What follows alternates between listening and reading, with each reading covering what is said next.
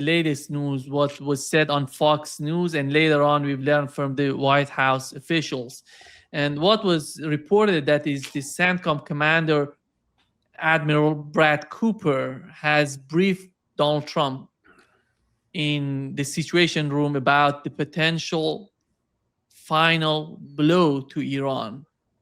And the other point that is White House is the White House official stated that the administration is conducting negotiations with Congress regarding the possibility of obtaining permissions for a full war with Iran. I don't know what has happened so far in the 40 days of war. Wasn't that full war? And what does that mean? Where are we right now?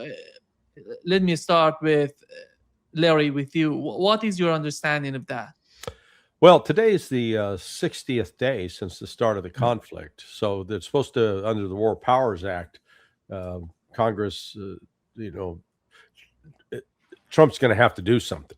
Now, I saw that the White House put out a statement yesterday that Trump basically is considering, the war's over. We've fought, the 60 days. We don't have to do anything else. And then they're going to wait a day or two, and they'll start the war again. It's like resetting a clock. So what I've heard from my sources is that Cooper, the admiral, and his underlings, they're recommending let's not go any further. We've done everything that we can do. If we do anything additionally, it's going to be too risky. We're going to use up too many weapons that are already scarce, and we're not going to accomplish anything. Remains to be seen if Kane endorsed their position, but they're briefing the possibility of continued air operations like the first 5 weeks, possible special operations mission to go grab some nuclear material. And what's worrisome about that is there has been a significant increase in the special operations forces moving into the region, both not only SEAL Team 6 but other SEAL units. So they're not traditionally considered part of the SOF mission. And then you got Delta there. So it's like loading a gun. Well, if you load it, you're probably going to shoot it. So there's that possibility that they might engage with some form of a ground operation, but they don't have a ground forces commander. And that, as Colonel Wilkerson knows, last thing you want is an Air Force general or a Navy admiral running ground operations. Mm-hmm. That's crazy. So Trump, unfortunately, looks like he's going to go back to war.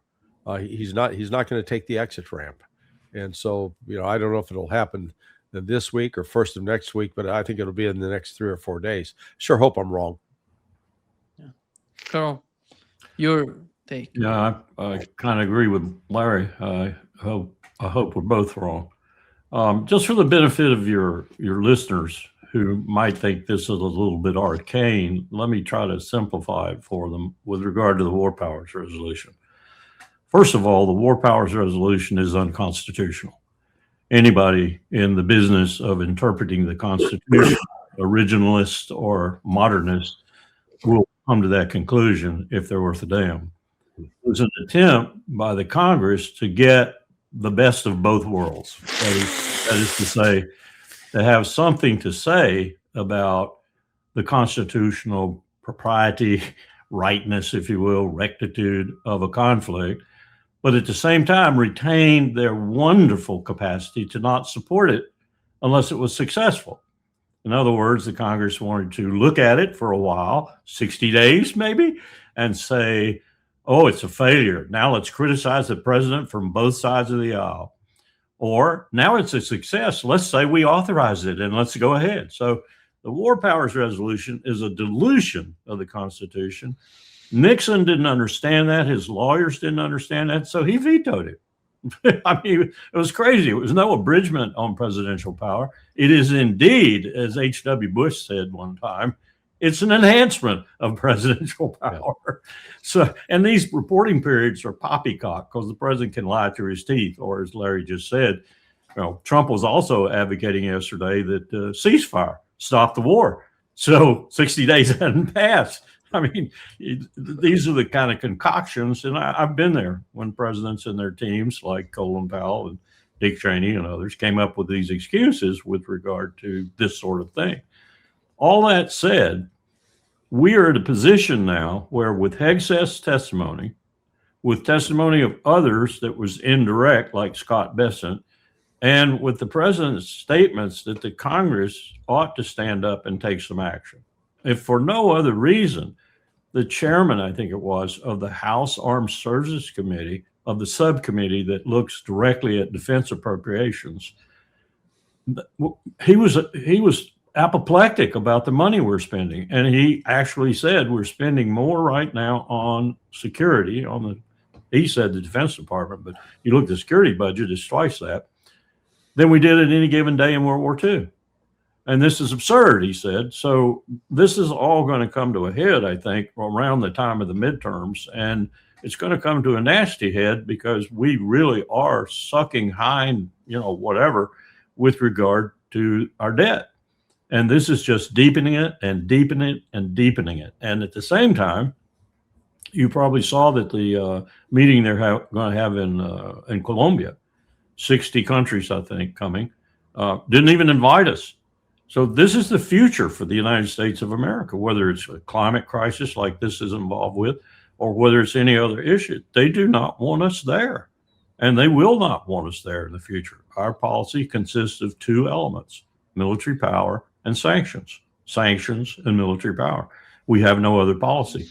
And I'm not so sure it would be any different were Biden and Blinken and Sullivan back in there. So we have become a pariah state, just like our little vacillating state in the Eastern Mediterranean, Israel, who is now, you probably know, 600 miles from any Israeli water, arresting people on boats in international waters because they're part of the flotilla coming to Gaza.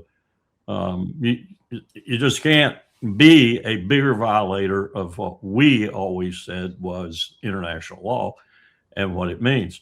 So we're at a point right now where everything that I've said before about this geopolitical situation that is sweeping over the world and returning power to the East is accelerating to the extent that, we are going down much faster than I ever thought we would.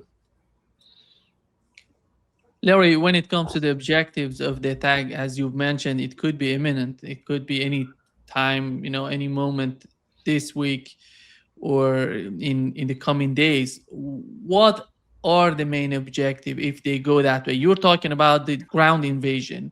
It doesn't seem that would be likely, or that would be somehow in the mind of the people who are trying to restart the war.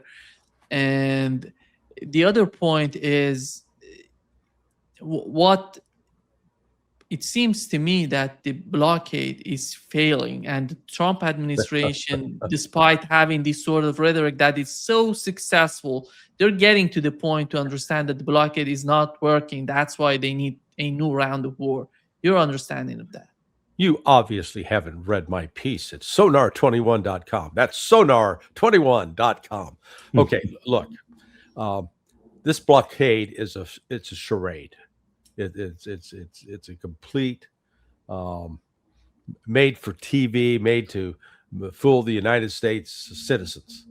It's not real.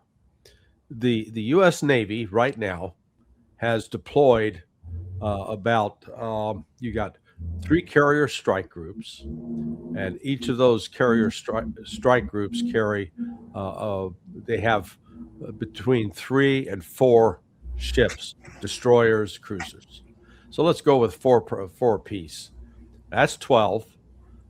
Then you've got the 2 MEUs, which each MEU in this amphibious, they call it an ARG. I forget what the full acronym is, but they got 3 amphibious readiness group. Amphibious readiness. Yeah. Okay.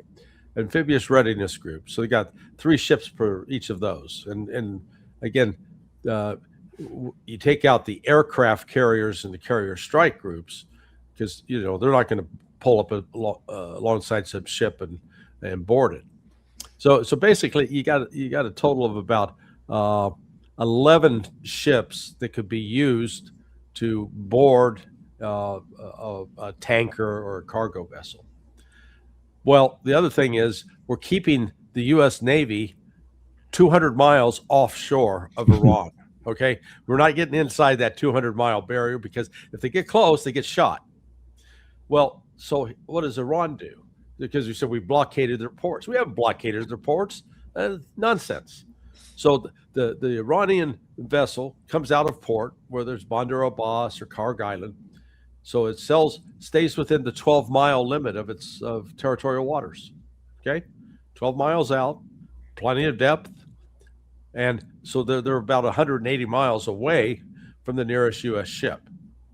Let's say the U.S. ship is then, the U.S. Navy is going to go, we're going to go get this tanker. They wait till it gets out of Iranian waters, maybe into Pakistani waters, and in theory, they go and they board it.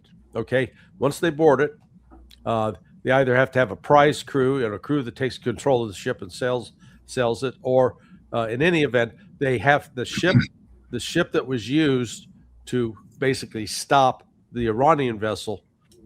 It stays with it until they get to wherever the port, wherever they're going with it. Well, if you've only got like 11 ships that are capable of doing that, that means you can stop 11 vessels. And since April 15th, there have been between 100 and 200 Iranian vessels coming out of the Gulf. The point is, we're only stopping maybe 10% on a good day, 3%. So I said, it's complete utter bullshit what's being pushed. And there's Haig says, we're tough and we got us the strongest ever and we're stopping, and then it's going to affect their economy. Give me a break.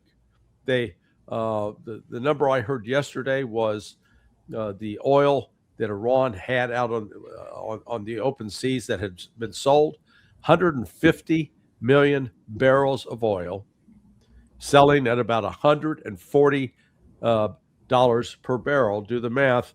It's about $21 billion. Yeah, Scott Bessent, man, he's got his foot on the throat of the Iranian economy. That $21 billion.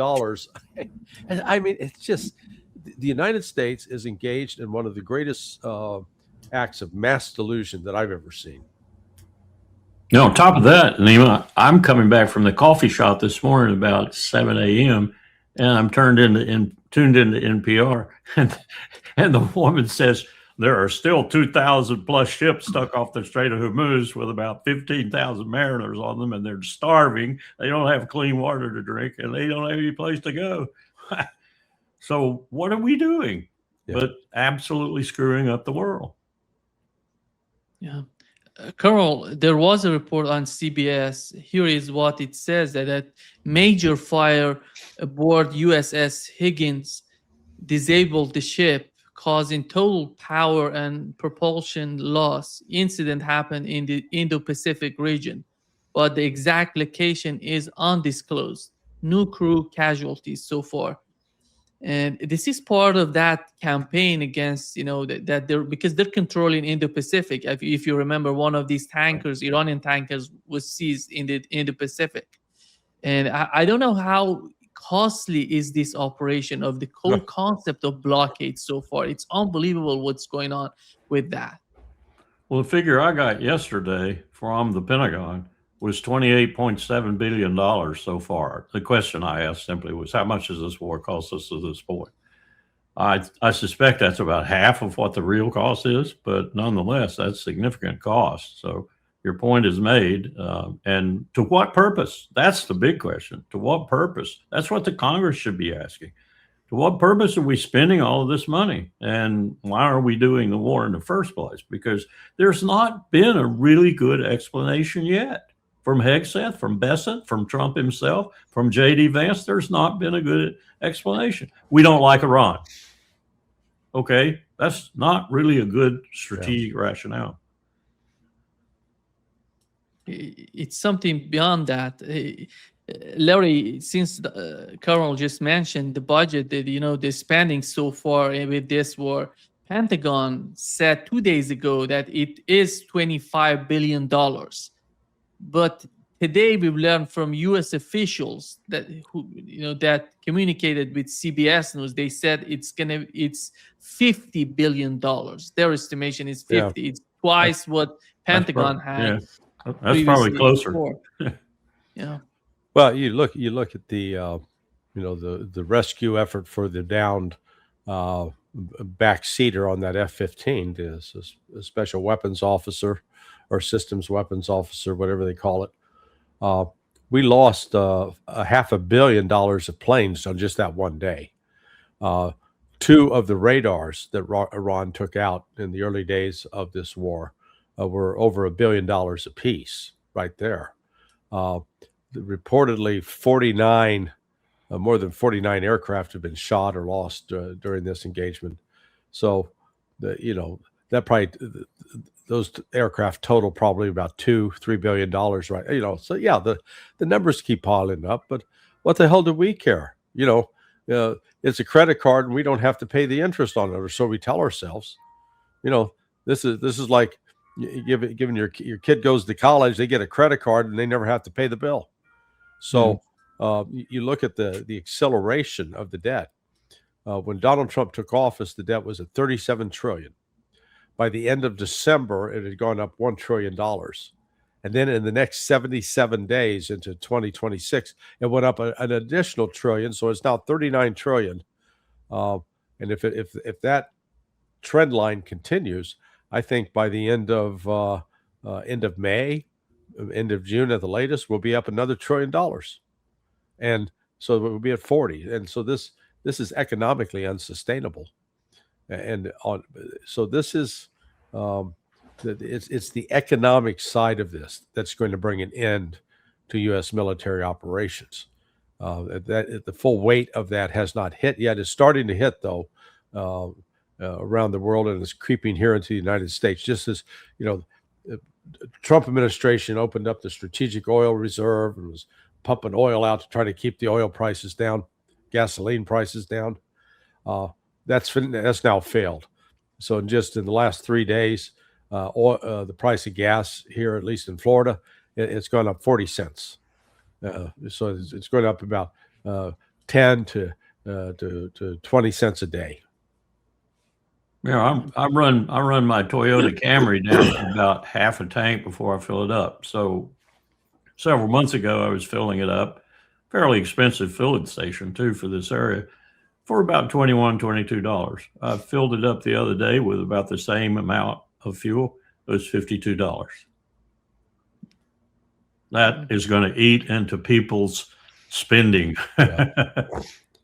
Yeah. Colonel Pete Hegseth was asked about the objectives of this second round of war, which was February 28th this year. And here is what he said. Never have it. So they haven't broken yet. Okay, we haven't gotten there yet for all of the... Well, their nuclear facilities have been obliterated. Underground, they're buried, and we're watching them 24/7. So we know where any nuclear material reclaiming might be. my time for we're watching a quick second here. We had to start this war, you just said, 60 days ago, because the nuclear weapon was an imminent threat.